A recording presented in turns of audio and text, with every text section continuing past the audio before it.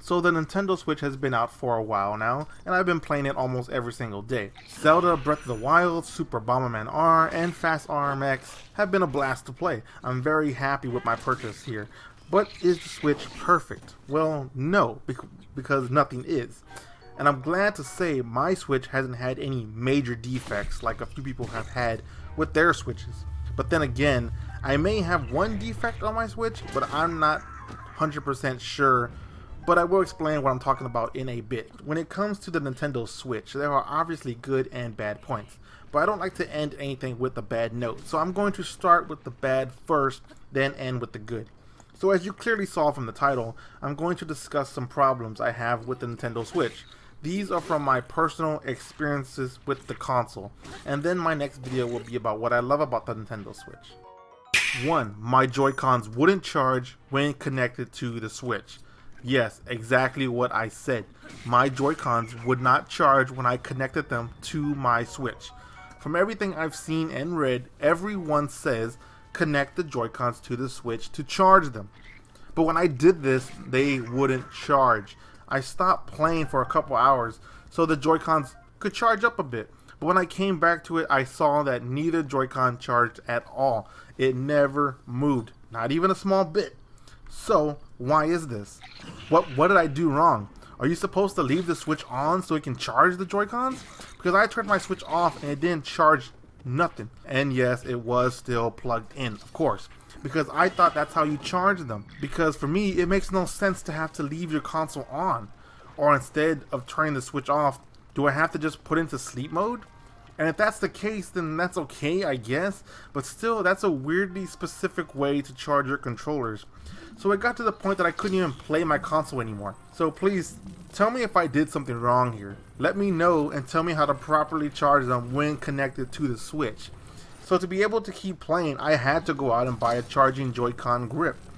And that leads to my second problem. 2. The Nintendo Switch doesn't come with a charging Joy-Con grip. Now, why doesn't the Switch come with a grip that charges the Joy-Cons instead of that useless piece of plastic shit grip it comes with? Okay, I understand the business side of this. Obviously, they want to sell accessories and keep the price of the console as low as possible. They aren't the first to do this. Does everyone else remember the Xbox 360 controllers? You had to buy a play and charge kit to even be able to charge your controllers. Either that or keep replacing your fucking batteries all the fucking time. Of course, this also isn't the first time for Nintendo either. They have pulled this shit before. The Wiimote had the same fucking problem. So you had to buy a charging dock for it so you could stop buying batteries. But I seriously don't care about the business reasons of it. In 2017, we shouldn't have to buy an accessory to charge our controllers. Sony is the only one who understands this. They have allowed gamers to charge their controllers out of the box since the PS3. But sadly, in my experiences, the PS4 one doesn't work properly like the PS3 did. I had to buy a charging dock for it, but that's besides the point. It should have been included. The point is, thanks to the Switch not charging my fucking Joy-Cons, I had to go out and buy a charging grip. Now, what if I was a little kid who received the Switch for their birthday or for Christmas, and then the Joy-Cons died and they wouldn't charge? That kid would be fucking screwed. They would have to hope their parents would go out and buy them a $30 necessary accessory. You see the problem I have with this.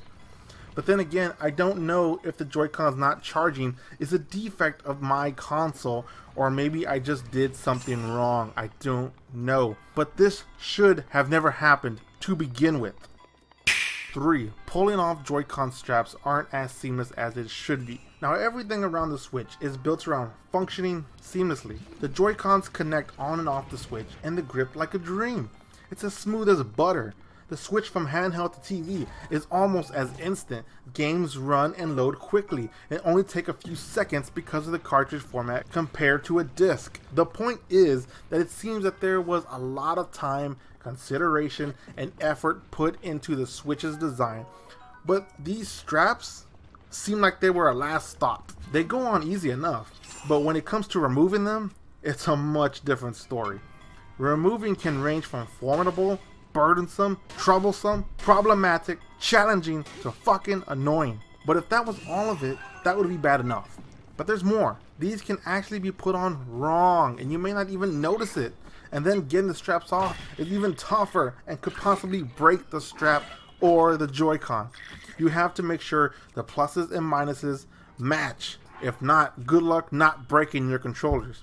But maybe we are being too rough on it, because maybe they were purposely made to be that hard to get off, to ensure that the straps don't come off when using it.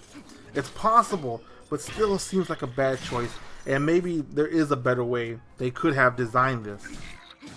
4. I'm scared of scratching the screen. Yes, some people have already scratched their fucking screens in a few days when it came out, just by placing it back into the dock.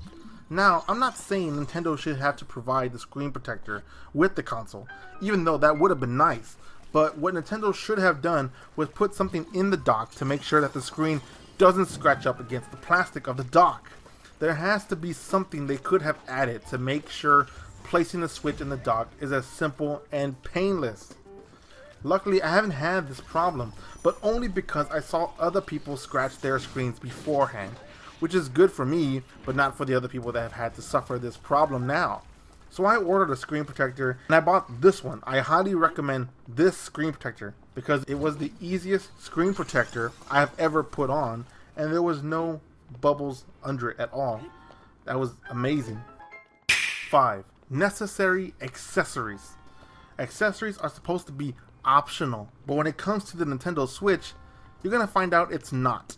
Earlier I mentioned that I had to buy a charging Joy-Con grip, and that I ordered a screen protector, and there's more. For most people, it will be necessary to buy the Pro controller, because it is a very comfortable and superior controller, and it's perfect for gaming. Also, as you may know, you can't charge the Switch while in tabletop, so it becomes a must to buy the Hori play stand for the Switch. And if you want to take the console on the go, you will either need the carrying case or the messenger bag if you don't want to fuck up the console. As I'm sure you are aware of, there are a ton of accessories for the Switch.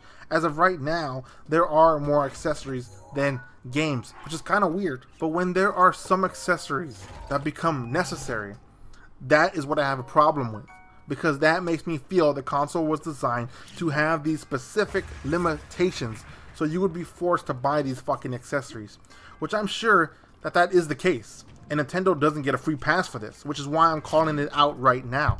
So when buying a Switch, remember, you will have to buy more than just the console and games to get a full experience. Now, those are the problems I have noticed with the Switch, and there may be more, like some people have complained about the kickstand, and yes, that is a problem for some, but not for me, because I don't see myself ever using the tabletop mode anyway, hence why I didn't mention it. But if I were to use it, I would buy that Hori playstand just so I could charge my Switch while playing it. This video isn't to discourage anyone from buying a Switch, but more of a heads up about what problems may come up. I'm enjoying the Switch, and I think it's a great console, and in my next video, I will go over what I love about the Nintendo Switch. So stay tuned.